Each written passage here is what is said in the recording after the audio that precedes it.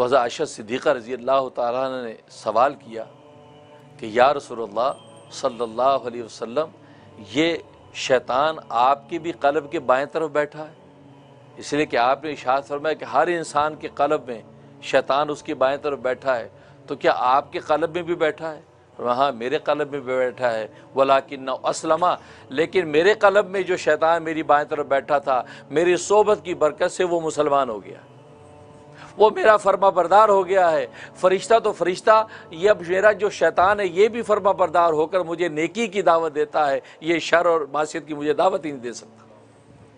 تو سرکار دو عالم کی صحبت نبوت کی برکت، آپ کے خیر کے غلبے کی طاقت یہ ہوئی کہ آپ کے بائیں طرف بیٹھنے والا شیطان بھی فرما بردار اور مسلمان ہو گیا۔ لیکن ہے سب انسانوں کے قلب پر بیٹھا ہے، خود سرکار دو عالم فرمانے میرے قلب پر بھی موجود ہے، وَلَٰكِنَّهُ أَسْلَمَ، لیکن وہ مسلمان ہو گیا، وہ مجھے اب خیر کی دعوت دیتا ہے۔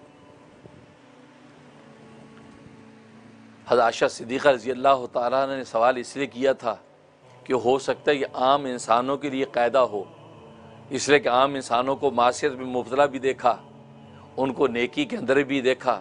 تو ہو سکتا ہے ان کے ہاں تو یہ معاملہ ہو، لیکن سرکار دو عالم کو تو ہمیشہ نیکی میں دیکھا ہے، خیر میں دیکھا ہے۔ معلوم ہے اس کا مطلب ہے کہ آپ کے قلب میں وہ شیطان نہیں ہے، اسی وجہ سے تو آپ نیکیاں ہی نیکیاں کرتے ہیں، آپ سے خیر ہی خیر جاری ہوتی ہے، آپ سے کسی قسم کی معصیت اور شر کا کوئی شائبہ نہیں ہوتا۔ اس شبے کی وجہ سے آپ نے سوال کیا، تو آپ فرمایا کہ نہیں، میں بھی اس سے خالی نہیں، میں بھی اس سے بالا تر نہیں ہوں، میرے بھی قلب کے بائیں طرف وہ شیطان بیٹھا تھا، لیکن اللہ تبارک و تعالیٰ کی رحمت، میری صحبت کی برکت سے اللہ نے اس کو میرا فرما بردار کر دیا۔ اس کے لیے دو ذریعے اللہ تبارک و تعالیٰ نے انسان کے اندر رکھے۔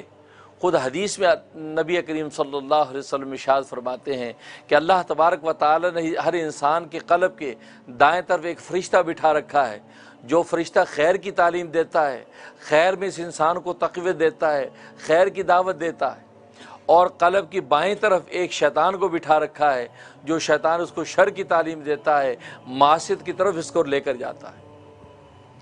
اب یہ دونوں ذریعے اس کے اندر موجود ہیں،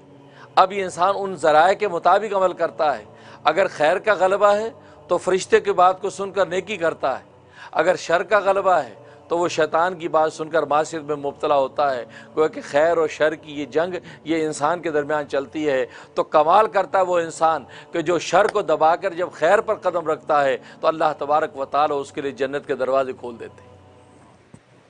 جیسے امام غزالی رحمۃ اللہ علیہ فرماتے ہیں کہ بندہ جب اللہ تبارک و تعالیٰ کے رضا کے لیے اپنے نفس کی گردن پر پہلا قدم رکھتا ہے تو اس کو دوسرا قدم اللہ کی جنت میں ہوتا ہے۔